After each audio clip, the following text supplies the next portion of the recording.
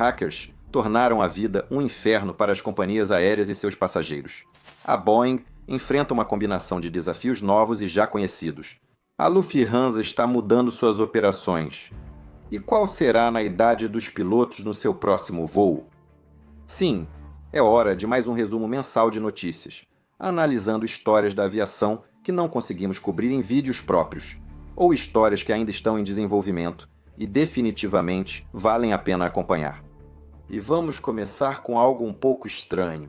Trabalhadores em greve que votaram em uma proposta de contrato que seus chefes nem sequer fizeram. Há meses, acompanhamos uma disputa entre a Boeing e seus trabalhadores em St. Louis, Missouri. Nós não falamos muito sobre esse local em particular, porque a Boeing não monta aviões comerciais lá. Em vez disso, St. Louis é onde eles fabricam caças, como o F-15 e o F-A-18, embora eles também fabriquem alguns componentes para o novo 777X. Os trabalhadores da Boeing em St. Louis fazem parte do Sindicato Internacional dos Maquinistas, capítulo 837, com cerca de 3.200 membros, e eles estão em greve desde 4 de agosto. Tudo isso aconteceu após longas negociações, e para ser perfeitamente claro aqui, era bastante óbvio que essa greve aconteceria, algo que já mencionamos no resumo de notícias de julho. Mas, inicialmente, achamos que essa greve não afetaria tanto a Boeing, já que provavelmente duraria apenas por um curto período. Mas não foi assim que essa história evoluiu até agora, para dizer o mínimo. Eventualmente, mais algumas conversas aconteceram, mas então as negociações pararam quando os dois lados simplesmente não conseguiram encontrar um ponto em comum.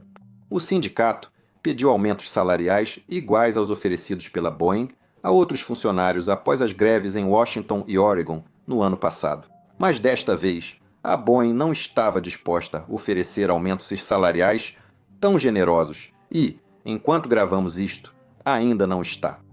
Eles oferecem um aumento de 20%, progressão salarial mais rápida e mais tempo de férias e licença médica. Para referência, a greve do ano passado acabou após esses trabalhadores obterem aumento salarial de 38% mais bônus e outras melhorias. Então, no dia 12 de setembro, os trabalhadores de St. Louis votaram para rejeitar a proposta da Boeing. A administração da Boeing respondeu que avaliaria pequenos ajustes na proposta, mas nada relevante. Em 19 de setembro, 46 dias após o início da greve, os trabalhadores sindicalizados decidiram votar novamente, mesmo sem nova proposta da Boeing. O sindicato pediu aos trabalhadores que votassem no tipo de contrato desejado com a administração da Boeing. Os termos da votação exigiam aumento salarial, melhores bônus e contribuições para a aposentadoria, semelhantes à oferta da Boeing aos trabalhadores de aeronaves comerciais em greve no ano passado.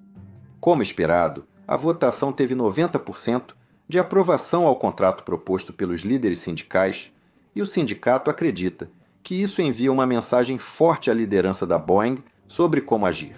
Mas a administração da Boeing não vê dessa forma. Eles chamaram a votação de jogada de marketing, e Dan Gilliam, vice-presidente da Boeing Defesa, disse: "É lamentável que a liderança sindical tenha feito os membros votarem em algo irreal. A pressão política sobre a Boeing para retomar negociações com seus trabalhadores e buscar um acordo. O sindicato afirma que a proposta original da Boeing custaria 30 milhões por ano, enquanto a contraproposta deles custaria cerca de 40 milhões. A diferença entre esta greve e a do ano passado provavelmente explica por que a diretoria da Boeing não parece tão preocupada agora. Ano passado, a greve parou a produção do Boeing 737, além dos cargueiros 767 e 777. Este ano, porém, a greve apenas desacelera a produção dos caças da Boeing, sem interrompê-la totalmente.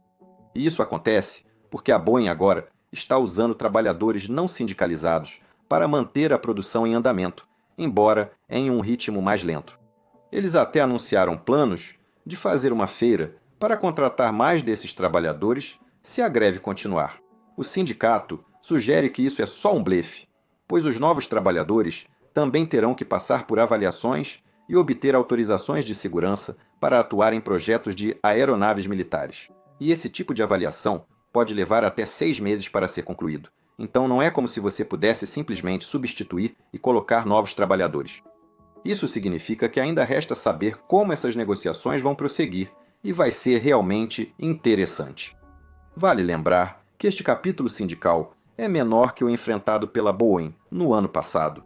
3.200 trabalhadores em vez de cerca de 33 mil. Talvez a Boeing ache que pode manter sua posição aqui, mas como eu disse, vai ser muito interessante.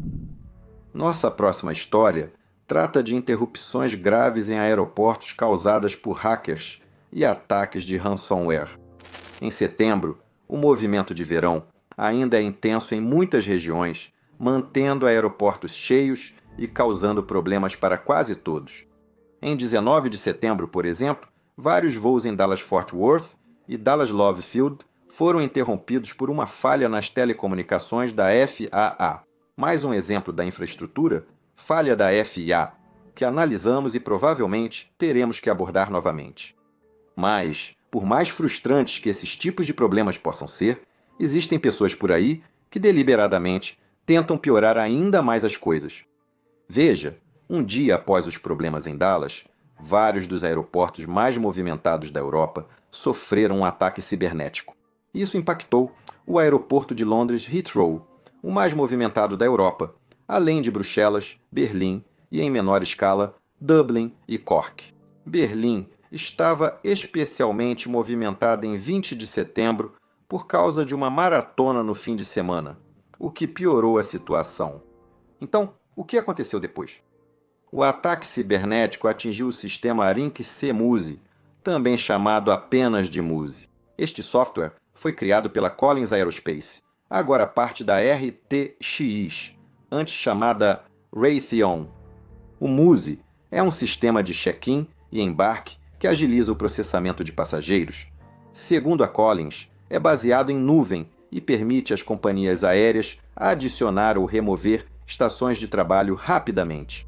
Não sabemos ao certo como ocorreu a invasão, mas as companhias aéreas possuem métodos alternativos de check-in em casos assim. Mas, é claro, o problema de usar esses processos é que eles são muito mais lentos. Alguns passageiros relataram que as companhias usaram laptops e iPads para fazer o check-in das pessoas e depois chegaram até a entregar cartões de embarque escritos à mão. Passageiros que fizeram check-in em casa foram atendidos mais rápido, mas não sei se isso valia para quem despachou bagagem. Essa lentidão fez com que os aeroportos mais movimentados tivessem os maiores atrasos. O ataque continuava causando cancelamentos no domingo. Cerca de 50 de 257 voos, ou 20% em Bruxelas, e mais de 10% ainda foram cancelados na segunda-feira. E aqueles voos que decolaram tiveram todos atrasos de mais de uma hora. Na segunda-feira, uma agência da União Europeia confirmou o ataque de ransomware, em que alguém exigiu dinheiro do aeroporto e companhias aéreas para devolver o acesso aos sistemas. Mas, ao mesmo tempo, a Collins também estava trabalhando para implementar atualizações para corrigir o problema. Então não sabemos ao certo se os hackers realmente receberam o pagamento no final ou se a Collins conseguiu recuperar o controle dos sistemas antes disso. Provavelmente saberemos mais sobre isso nos próximos meses, mas esperamos que eventos como esse continuem sendo raros, à medida que as empresas aprendem com eles e tornam seus sistemas mais resilientes e robustos. Sempre que encontramos grandes histórias, minha equipe e eu usamos nosso patrocinador, o Ground News, uma ótima ferramenta para obter uma visão geral mais precisa das notícias recentes. O Ground News é um site e app que reúne milhares de artigos globais, agrupando por história e exibindo análises de viés, propriedade e confiabilidade. Ao pesquisar sobre ransomware, o Ground News mostrou mais de 60 veículos diferentes, desde grandes fontes internacionais até locais europeias que normalmente você não veria. Alguns desses veículos focaram nas ameaças à cibersegurança, outros no caos entre os passageiros. O primeiro ângulo que você vê pode moldar como percebe a história. O Ground News exibe classificações de factualidade e faz comparações para que você filtre o ruído e veja o panorama completo. Ao fazer esses vídeos, Não buscamos só mostrar manchetes chamativas. Precisamos de fontes confiáveis para garantir informações precisas e imparciais, e o Ground News nos ajuda nisso. Recomendo muito que confira. E você pode fazer isso escaneando este código QR, acessando ground.news/mentor ou clicando no link aqui na descrição abaixo. Isso vai te dar 40% de desconto no preço do mesmo plano que eu uso, que sai por apenas $5 por mês, se você for rápido. Obrigado, Ground News. Agora, vamos continuar. Para a nossa próxima matéria, vamos falar sobre a Lufthansa, e algo que passou quase despercebido, mas que também nos revela alguns detalhes interessantes sobre o que esperar da indústria aérea, especialmente na Europa. No dia 12 de setembro, o grupo Lufthansa anunciou que iria aproximar um pouco mais as outras companhias aéreas do grupo da matriz Lufthansa.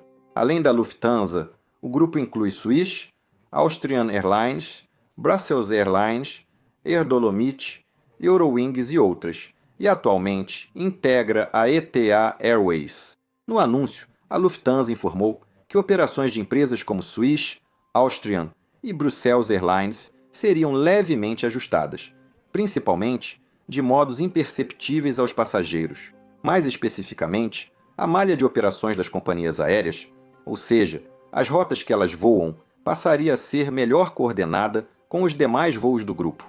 Mas isso obviamente levanta a questão: por que isso ainda não foi feito? A Swiss, a Austrian e a Brussels Airlines já fazem parte do grupo Lufthansa há bastante tempo. Então por que elas ainda não foram integradas dessa forma antes? Por que uma companhia aérea basicamente compraria uma concorrente e não a integraria o máximo possível? Bem, o que essa história nos mostra é justamente o quão diferente tem sido a consolidação das companhias aéreas se compararmos, por exemplo, a Europa e os Estados Unidos. Nos Estados Unidos, os ataques de 11 de setembro iniciaram uma era de crise e consolidação, formando as quatro grandes: American, Delta, United e Southwest. O principal é que foram fusões completas, fazendo com que nomes como US Airways, Northwest Continental, simplesmente desapareceram. As tripulações dessas empresas foram integradas às companhias aéreas principais e os aviões receberam novas cores. Na Europa, uma consolidação mais lenta também ocorreu, mas de forma meio tímida. A Lufthansa expandiu seu grupo com novas companhias aéreas, Air France e KLM criaram seu grupo ao incorporar Transavia e HOP, e o grupo IAG fez o mesmo com British Airways, Iberia, Aer Lingus e Vueling. Mas essas companhias aéreas mantiveram suas próprias pinturas e operações separadas.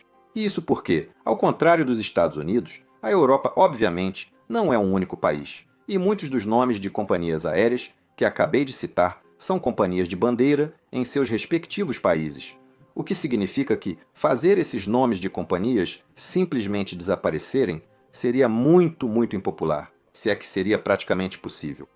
Mas esse tipo de consideração também retardou a integração das companhias aéreas europeias. Mesmo dentro de um grupo, as aeronaves variam entre companhias aéreas, impactando manutenção e treinamento, mesmo com operações parcialmente integradas.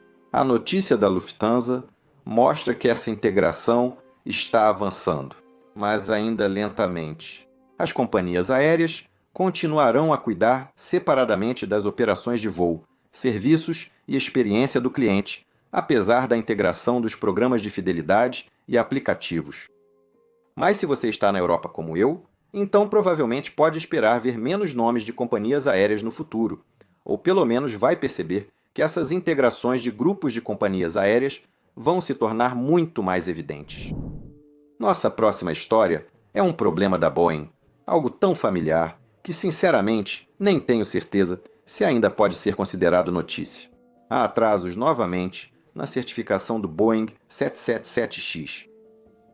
Ultimamente, a Boeing vinha se saindo muito melhor no trabalho de certificação dessa aeronave, especificamente na variante maior, o 777-9.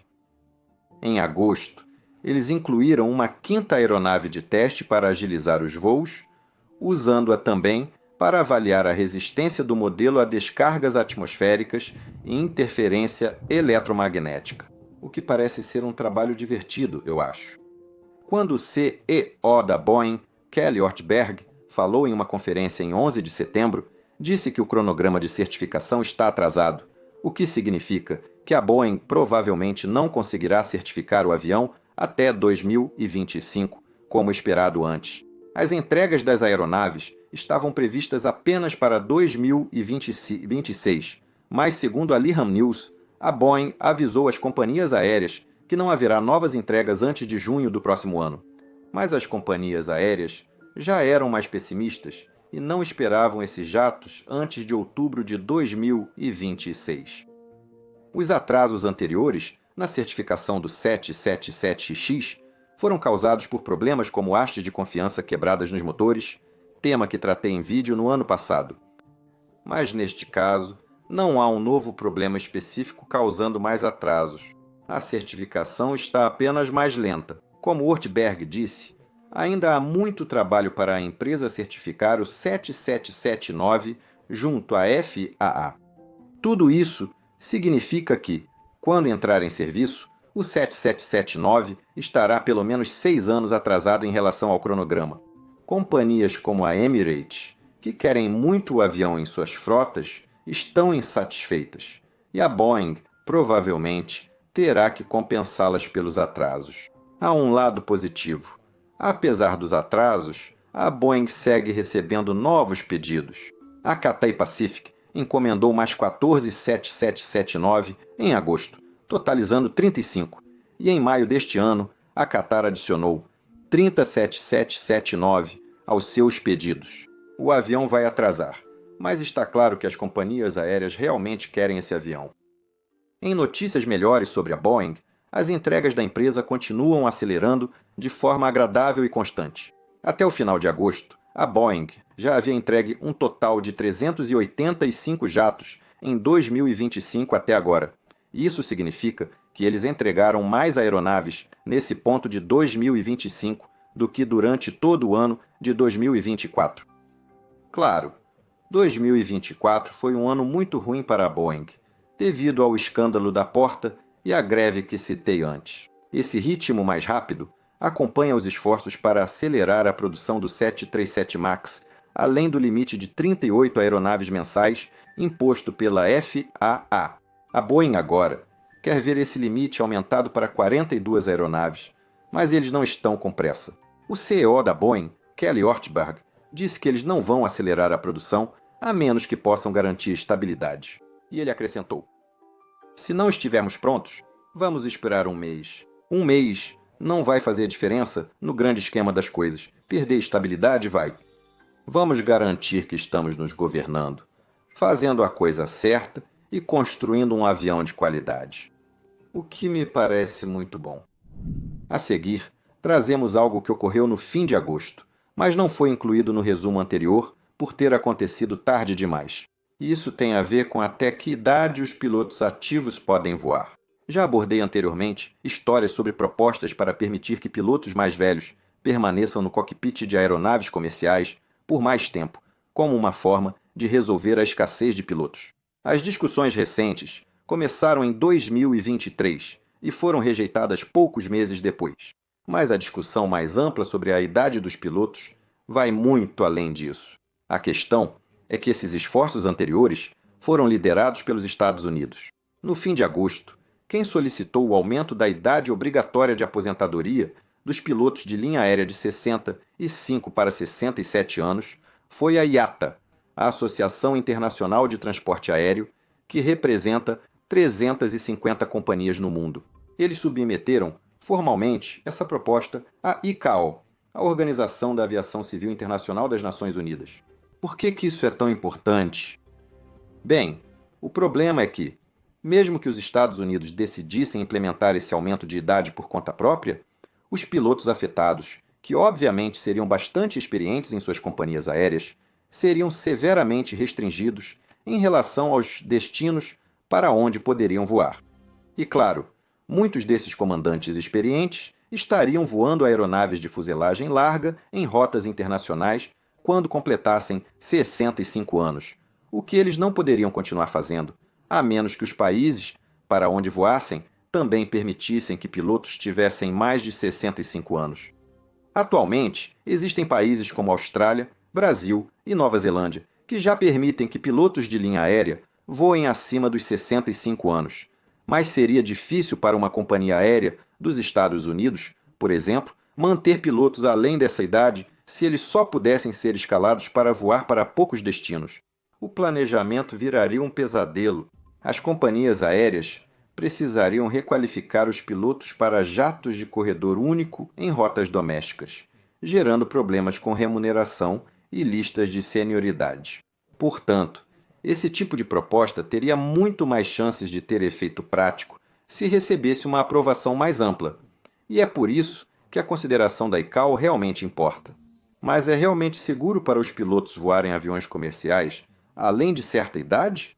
Bem, um argumento aqui é que hoje temos maneiras muito melhores de monitorar a saúde dos pilotos do que tínhamos historicamente. Esses pilotos ainda teriam que cumprir os mesmos padrões de saúde que os demais. A IATA sugeriu que pode ser obrigatório evitar o escalonamento conjunto de 2 pilotos acima de 65 anos como precaução extra. Agora, os sindicatos dos pilotos não gostam dessa ideia. Eles argumentam que não temos dados suficientes disponíveis para apoiar esse aumento de idade. Por outro lado, muitos pilotos com mais de 65 anos, que não podem mais voar em companhias aéreas, seguem suas carreiras pilotando jatos executivos, algo que já acontece. Recentemente, legisladores nos Estados Unidos pressionaram por nova votação sobre o assunto, pois o último esforço foi rejeitado em 2024. Mas, como eu disse, o veredito da ICAO sobre esse assunto é realmente a única decisão que precisamos observar. Nossa última história surgiu enquanto nos preparávamos para gravar este vídeo. Em outro caso de pessoas interrompendo operações aeroportuárias de propósito, alguém recentemente voou drones sobre o aeroporto de Copenhague, na Dinamarca, e em Oslo, na Noruega. E não foram nada discretos sobre isso. Pelo menos 2 ou possivelmente 3 drones apareceram sobre o aeroporto de Copenhague, voando de diferentes direções e acendendo as luzes enquanto sobrevoavam o local. Em Oslo, também houve 2 avistamentos de drones, mas não está claro se foram vistos ao mesmo tempo. No momento, não sabemos se os 2 eventos têm relação, mas a polícia dinamarquesa disse que o piloto dos drones era habilidoso, ou seja, possuía as capacidades, vontade e ferramentas para agir assim. O resultado dessa manobra foi que o aeroporto teve que fechar por várias horas. 100 voos foram atrasados ou cancelados em Copenhague, afetando cerca de 20.000 passageiros, segundo um porta-voz do aeroporto. E estou realmente ansioso para saber mais sobre a origem desses drones à medida que a investigação avança. Então, o que você acha? Você viu alguma história de aviação em setembro que acha que vale a pena destacar? Me conte nos comentários aqui embaixo e também considere se juntar à minha equipe no Patreon usando este código QR ou o link aqui na descrição abaixo. Seria ótimo ver você se juntar à nossa equipe e poder assistir a todos os meus vídeos antes de todo mundo. Meu nome é Peter Hernfeldt e você está assistindo ao Mentour Now. Tenha um dia absolutamente fantástico e nos vemos na próxima. Tchau, tchau!